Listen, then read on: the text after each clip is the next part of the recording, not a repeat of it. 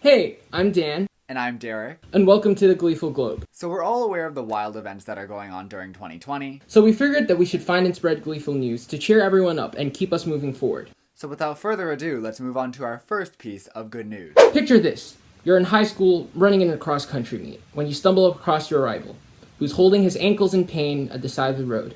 What would you do? Well, Axel Aylman would help him, of course.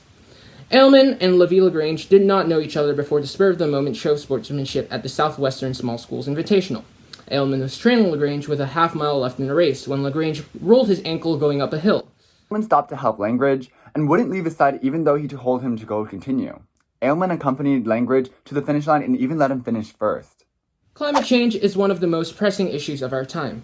Well, Unilever announced that it would replace carbon from fossil fuels in its cleaning and laundry products formulations with renewable or recycled carbon. This is part of Unilever's Clean Future mission, which is meant to reduce their carbon footprint from some of the biggest brands at a global level. They will do this by sourcing carbon using programs that will prevent unintended pressures on land use.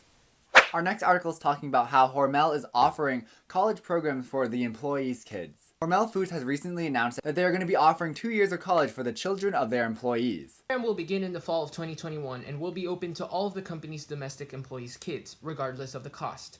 There are no restrictions on the program in terms of GPA requirements or test scores to create equality in education. Our next article is talking about the woman of the name Chrissy Teigen and how she offered to buy teachers school supplies during the pandemic. Chrissy Teigen encouraged teachers to send her their school supplies list and promised to donate as many of them as possible. She took care of 50 teachers' list by the end of the day, and she said that she would continue to donate and purchase items throughout the week. She said she especially wanted to send supplies to teachers working in struggling districts or with students with special needs.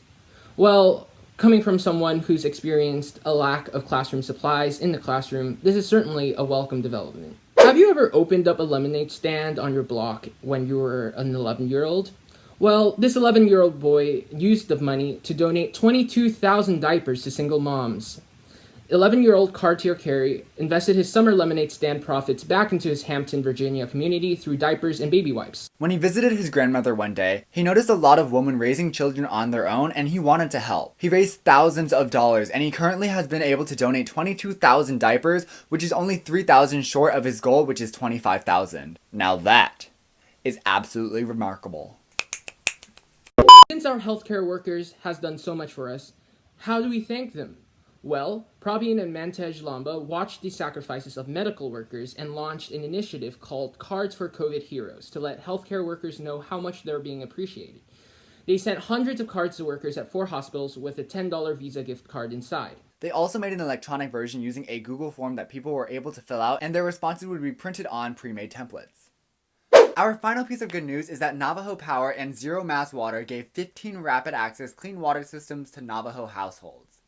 Navajo Power, Public Benefit Corporation, and Zero Mass Water have installed 15 rapid access clean water systems to Navajo homes. This was done through hydropanel technology that uses the power of the sun to extract clean, safe drinking water from the air. Hydro panels can allow residents living in remote areas to access a secure, resilient, and cost-effective clean drinking and cooking water supply.